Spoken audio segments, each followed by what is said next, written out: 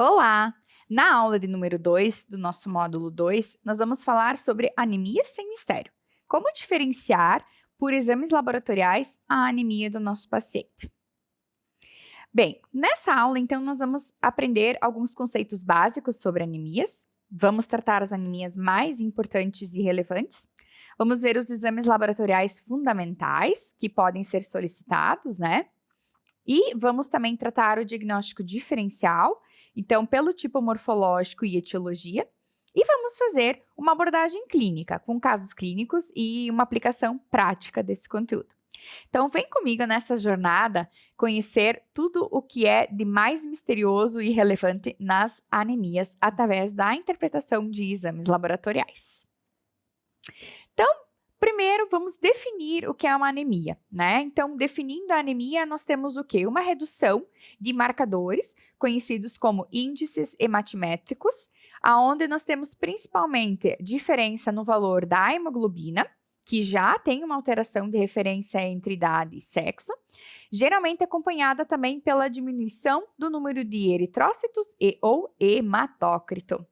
Os valores de referência, então, eles vão ter variações entre homens e mulheres, podem também ter variações entre idades, dependendo do laboratório, e também encontramos variações entre gestantes pela hemodiluição.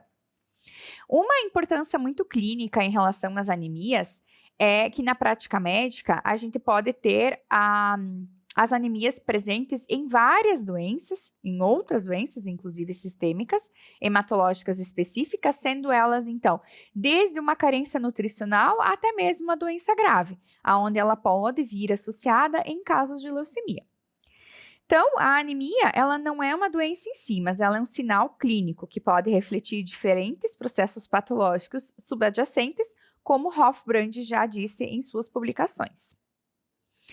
Hoje, no mundo, o cenário que a gente tem é que praticamente 30% da população mundial, ela pode ser afetada por algum tipo de anemia.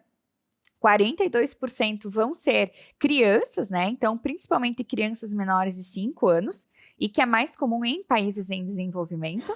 40% pode ser em gestantes, onde a taxa de anemia é principalmente pela deficiência de ferro, e 25% em idosos, onde a gente tem uma prevalência de idosos acima de 65 anos, e que geralmente é multifatorial. A classificação morfológica das anemias, ela se dá através de um índice hematimétrico que é denominado VCM, o volume corpuscular médio. O VCM ele é um marcador imprescindível para analisar a morfologia da nossa hemácia, que é bicôncava. E esse valor ele vai nos mostrar anemias morfológicas microcíticas, pequenas, macro, grandes e ou normocíticas. Na anemia microcítica, o VCM ele está diminuído. O valor de referência que nós vamos utilizar é 80 femtolitros. Ali, nós temos uma alteração da hemácia que pode estar associado com anemia ferropriva, talassemia, anemia por doença crônica ou uma sideroblástica. Na anemia normocítica, o VCM ele passa a ter um valor normal e é encontrado em hemorragias agudas, hemólises, doenças renais, infiltração medular. E na macrocítica, como você pode ver aqui pela imagem, a hemácia ela fica grande. Geralmente ela está associada a uma deficiência de B12, a uma anemia plástica, alcoolismo ou até doenças hepáticas. Alguns autores já dizem que a classificação morfológica das anemias é dada, então, por esse VCM, pelo volume corpuscular médio, que é o primeiro passo para fazer uma abordagem diagnóstica sistemática das anemias. Então, o hemograma completo, né, que é um termo que a gente usa há muitos anos e que hoje a gente já sabe que todo hemograma é completo, porque ele tem todos os seus marcadores, ele faz uma avaliação essencial da hemoglobina, do hematócrito, dos eritrócitos, dos leucócitos, além de todos esses índices hematimétricos, VCM, HCM, CHCM, mostrando a morfologia da nossa célula, que é visualizada no esfregaço sanguíneo. Além disso, a gente tem outros exames que podem ajudar a nossa prática, como perfil de ferro, onde a gente tem dosagem do ferro, dosagem até do ferro total, a ligação desse ferro, contagem de reticulócitos, né? Que a gente sabe que os reticulócitos, eles indicam uma produção insuficiente das hemácias, onde a gente tem restos, né, de RNA ainda da hemácia na célula, e outros exames específicos, como vitaminas, B12, ácido fólico, eletroforese da hemoglobina, teste de Coombs, biópsia de medula, que vão ajudar a fazer um diagnóstico mais preciso e mais específico. Então, nos índices hematométricos, como a gente tinha falado anteriormente, nós temos a avaliação, então, da hemoglobina, do volume corpuscular médio, da hemoglobina corpuscular média, HCM, da concentração da hemoglobina corpuscular média, CHCM, e o RDW, que mostra para nós as variações no tamanho das hemácias que a gente pode ter. Então, hoje, o VCM e o RDW, eles fornecem informações muito importantes para o diagnóstico diferencial das anemias, principalmente para uma investigação subsequente, porque através do volume corpuscular médio e da variação do tamanho que essas hemácias apresentam na nossa lâmina, nós conseguimos identificar certo se nós temos alterações macro, micro ou normocíticas no nosso paciente. A importância dos reticulócitos. Então, por que os reticulócitos é um exame importante e atrelado à anemia? Porque os reticulócitos são as nossas hemácias jovens.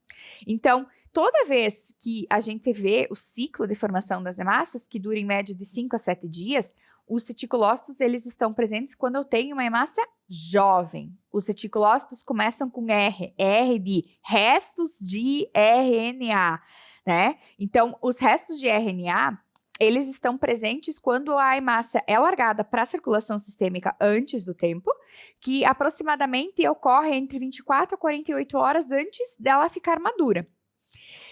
A sua contagem mostra que a nossa medula óssea está, sim, com uma atividade eritropoética alterada, sendo muito importante para definir esse diagnóstico de uma anemia, ou, por exemplo, de uma perda de sangue, uma hemorragia, uma menstruação, uma cirurgia, né? Um momento que levou a essa perda de sangue. Na interpretação clínica, a contagem aumentada mostra para nós que a medula está tendo, sim, uma função eficiente, adequada, né? Que então pode acontecer numa hemólise, numa hemorragia, resposta a algum tratamento, por exemplo. E a contagem diminuída mostra para nós uma falha, que pode estar relacionada a uma aplasia, a deficiências nutricionais ou até em casos de invasão medular. A segunda anemia importante na prática clínica também é a anemia ferropriva. O próprio nome já diz, tem uma privação de ferro. As alterações iniciais, elas vão ser muito perceptíveis também pela alteração morfológica que as nossas hemácias vão ter. Muitas vezes, então, a ferropriva, ela se inicia e ela é mais visualizada em alterações de outros exames, como redução da ferritina, aumento da capacidade total de ligação do ferro, onde a gente, por exemplo, ainda percebe um hemograma normal. Então, veja bem, essa é uma anemia que o hemograma ele vai ser beneficiado se tiver exames adicionais para também auxiliar na interpretação clínica. Na fase intermediária, as hemácias elas começam a sofrer alterações, que normalmente são normocíticas, mas com uma tendência a uma microcitose. Então, essa deficiência de ferro altera a membrana da hemácia, levando a uma pequena microcitose. Na anemia estabelecida, nós vamos então perceber marcadores bem específicos, como a hemoglobina está reduzida, a microcitose está bem estabelecida, vamos ter uma hipocromia, ou seja, uma diminuição da coloração também. O RDW fica aumentado, mostrando para nós que nós temos, então, variações de tamanho, e os reticulócitos podem ficar normais ou diminuídos. Então, além disso, outras células podem aparecer, outros achados, podem aparecer como células em alvo, eliptócitos, ter uma plaquetose, que vão estar relacionando a característica dessa anemia do tipo ferropriva. Aqui nós temos, então, uma lâmina mostrando, né, como a hemácia se encontra. Então, a biconcavidade interna aumenta bastante, né, então mostrando para nós uma hipocromia associada. As hemácias têm uma tendência, então, a ficarem microcíticas também. E a anemia ferropriva, ela tem esses estágios, então, que vão desde a depleção das reservas de ferro até essa anemia estabelecida micro hipocrômica e através, então, do diagnóstico precoce e o monitoramento dos parâmetros laboratoriais, a gente pode conseguir uma melhora do quadro clínico do nosso paciente. Bem, na anemia por doença crônica, o perfil laboratorial é um pouco diferente.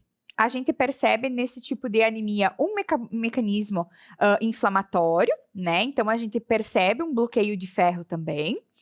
Nós temos características hematológicas normocíticas ou levemente microcíticas, né? Então, vejam o quanto tem que ser preciso, né, a anamnese.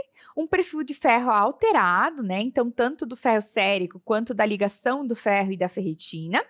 E a eritropoiese, ela fica reduzida. Então, geralmente, os reticulócitos vão ficar normais ou baixos. Nesse tipo de anemia, ela é hoje a segunda causa de anemia mais comum, a gente percebe um sequestro do ferro sendo realizado nos macrófagos, levando a uma resistência à eritropoetina. O diagnóstico diferencial entre a anemia ferropriva e a anemia por doença crônica se dá através de abordagens terapêuticas totalmente distintas. Então, podem ser utilizados outros marcadores que vão favorecer ali a avaliação, bem como também a anamnese do nosso paciente. A anemia megaloblástica também é extremamente comum porque ela se dá através da deficiência da B12 e do folato, que é adquirida, né, através da nossa alimentação. O que a gente percebe é que a gente tem uma síntese defeituosa, então o DNA acaba sofrendo uma alteração pela deficiência dessa vitamina B12 ou do folato, e isso faz com que a gente estabeleça, então, uma anemia do tipo macrocítica, né? Ou seja, a hemácia fica muito grande, porque pela deficiência ela perde a sua composição de membrana. As hemácias, como vocês conseguem observar aqui nessa imagem, ficam grandes, então a gente tem geralmente macro-ovalócitos, né, uma forma de oval. Temos um RDW, ou seja, alteração de massas acentuada, e podemos também ter neutrófilos hipersegmentados. O que são isso? São os nossos leucócitos com núcleos de várias septações, que são achados característicos da anemia megaloblástica. Temos também outros exames mais específicos que vão auxiliar, né, o analista laboratorial, como o caso de dosagem sérica de B12, folato sérico, né, que vão ajudar ali a fazer a análise com o hemograma. A anemia megaloblástica hoje, ela é considerada, então, uma pancitopenia de intensidade variável, com macrocitose acentuada. Então, os neutrófilos aqui nessa imagem estão aparecendo, ó, hipersegmentados, né? Então, várias septações. E as hemácias, geralmente, vão ser macro-ovalócitos, como vários autores descrevem. As anemias hemolíticas, né? Então, são anemias por origem intracorpuscular ou extracorpuscular, né? Então, ou são defeitos internos da membrana, da hemácia, né? Ou são fatores externos. Nós temos evidências, né, como reticulócitos, alterações de bilirrubina, LDH aumentada, né? Temos vários testes que vão ser adjacentes, que vão auxiliar, como testes de Coombs, eletroforese, e o que a gente pode observar no hemograma são morfologias específicas. Então, a gente vai ter, né, esferócitos, drepanócitos, esquizócitos, que vão mostrar para nós que as anemias hemolíticas geralmente ocorrem por uma destruição prematura desses eritrócitos, que geralmente vai culminar numa anemia normocítica, normocrômica, mas com reticulocitose. Ou seja, nós vamos ter várias alterações de forma nesse nosso hemograma, que é frequentemente, então, observada e associada ao processo hemolítico. A anemia falciforme é aquela, né, que mostra a hemácia em formato de foice, né, que é mais conhecida, né, então, por foice, que a gente sabe que é, né, altamente importante no diagnóstico. Essa anemia falciforme é muito importante na triagem neonatal, por exemplo, onde a gente precisa associar, né, medidas preventivas que reduzem a morbimortalidade da doença. E é uma anemia, então, onde a gente tem uma alteração da hemoglobina desce. Então, a hemoglobina perde a sua forma bicôncava, né, ou hemácia, tornando ela nesse formato de foice. As anemias aplásticas, elas são anemias, então, que levam a uma redução crucial de marcadores da nossa medula.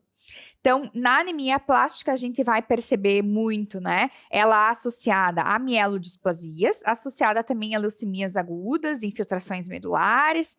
E, nesse momento, o mais importante, quando a gente tem, né, a diminuição de vários marcadores de hemácia, é a gente ver a ausência, então, de blastos. Por quê? Os blastos, eles são leucócitos jovens que vão estar mostrando para nós um marcador de leucemia. Se eu tiver só alterações nos índices hematimétricos, eu posso pensar numa anemia e não numa condição leucêmica. Temos redução, então, de todas as linhagens hematológicas, vamos ter uma diminuição, inclusive, da constituição da medula, onde ela passa a ter bastante tecido adiposo. Vamos ter uma falha na produção medular e vão ter várias células que vão ter morfologias normais e algumas que vão estar com morfologias alteradas. Bem, então é muito importante na abordagem diagnóstica prática que a gente avalie o hemograma completo, depois avalie o esfregaço, verifique a contagem de reticulócitos e também os exames específicos, né? Que os exames específicos vão ajudar a fechar ali o nosso quadro, né, da anamnese clínica. Aqui, então, temos 3 casos clínicos para colocar mão na massa do que a gente aprendeu nessa nossa aula, né? O caso 1, que é de uma idosa com uma anemia microcítica, então, onde a gente verifica alterações, por exemplo, de hemoglobina, VCM e ferritina, levando a um diagnóstico de anemia ferropriva. No caso 2, é um jovem com icterícia, né? Então, a icterícia dele mostra uma alteração de hemoglobina, alteração de VCM, reticulócitos alterados, o que leva a uma anemia hemolítica. E no caso 3, é um adulto com parestesia. Então, pensa você, parestesia, né? Uma condição super ampla, super simples, que pode estar associada, por exemplo, a uma anemia megaloblástica, através de como a gente vai avaliar isso, de alteração de hemoglobina, VCM e de um marcador específico, como é o caso da vitamina B12. Então, é muito importante a gente fazer correlação dos achados clínicos e laboratoriais preciso nas anemias, para evitar investigações desnecessárias e tratamentos errados também.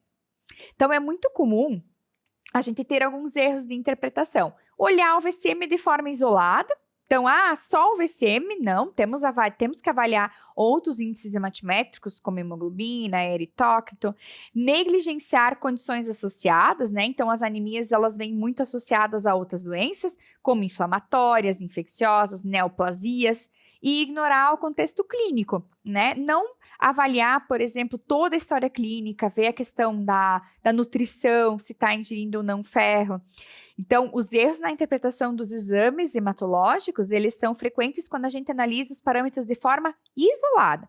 Então, lembre-se, não fiquem visualizando os parâmetros de forma isolada, a gente precisa avaliar o exame como um todo e principalmente correlacionar com a clínica do nosso paciente. Algumas referências que também serão dispostas no nosso material de apoio aqui do nosso curso.